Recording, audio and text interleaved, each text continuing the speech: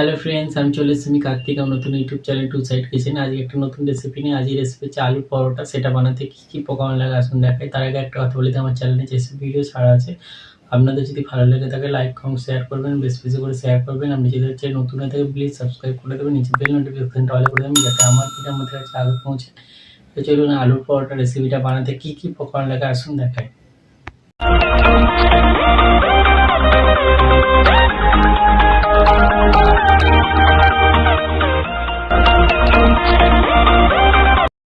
চলুন তাহলে আলুর পরোটার রেসিপি বানাতে কী কী উপকরণ লাগে দেখিয়ে দেবো। তার আগে একটা কথা বলে দিই, ভিডিওটা প্রথম থেকে শেষ অবধি দেখার অনুরোধ রইল। তাহলে চলুন রেসিপিটা শুরু করি। এখানে কটা আলু, 4টে কি 5টা আলু ছোটো ছোটো করে কেটে ভালো করে ধুয়ে নিয়েছি। তাহলে চলুন রেসিপিটা শুরু করি। আগে আমি আলুটাকে সেদ্ধ করে নেব। আলুটা সেদ্ধ হতে হতে আমি আটাটা মেখে নেব। তো আমি আটা দিয়ে করব, ময়দা দিয়ে করব না। তো আটাটা আগে মেখে নেব। আটাটা মেখে লেচি করে নিয়েছি, এবার আলুর পুরটা করে নেব। গ্যাসটা জেলে আমি কড়াই তেল দিয়ে বসিয়ে দিয়েছি। তেলটা গরম হয়ে গেছে, দুটো শুকনো লঙ্কা আগে ভেজে নেব। লঙ্কাটা ভেজে নিয়েছি, আলু হাতে দিয়ে আলুর সাথে মেখে নেব লঙ্কাটা। এবার তেলের উপর দিয়ে দেবো পেঁয়াজ, দুটো গোটা জিরে দিয়ে দেবো, দিয়ে ভেজে নেব। পেঁয়াজটা একটু ভেজে নিয়েছি, গ্রেট করা আদা দিয়ে দেবো, ধনে পাতাটা দিয়ে দেবো, দিয়ে ভালো করে ভেজে নেব। সেদ্ধ করা আলুটা দিয়ে দেবো, এবার দিয়ে ভালো করে নাড়বো। এবার জিরে গুঁড়ো একটু দিয়ে দেবো, হলুদ, লঙ্কার গুঁড়ো দিয়ে দেবো, অল্প একটু নুন দিয়ে দেবো। এবার ভালো করে নেড়ে চেড়ে ভেজে নেবো।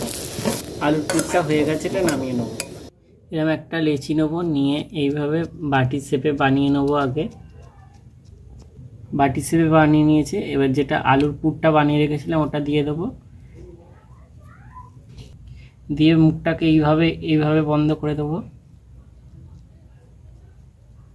এইভাবে সব লেচিগুলো বানিয়ে নেবো। পুর ভরে নিয়েছি, এবার বেলে নেবো। লেচিটা নিয়ে নিয়েছি, এবার বেলে নেবো।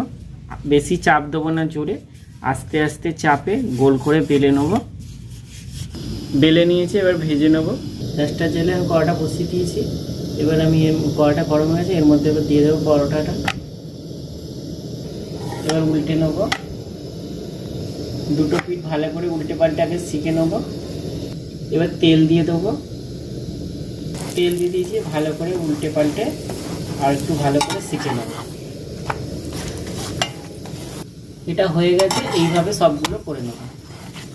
দেখুন আমার আলু পরোটা রেসিপিটা হয়ে গেছে। এই রেসিপিটা যদি আপনাদের ভালো লেগে থাকে লাইক কমেন্ট শেয়ার করবেন, বেশি বেশি করে শেয়ার করবেন, আর প্লিজ সাবস্ক্রাইব করে আমাদের পাশে থাকবেন। চলুন তাহলে দেখা হচ্ছে নেক্সট ভিডিওতে। এরকম নিত্য নতুন ভিডিও পাওয়ার জন্য আমাদের চ্যানেলটাকে অবশ্যই সাবস্ক্রাইব করে আমাদের পাশে থাকবেন।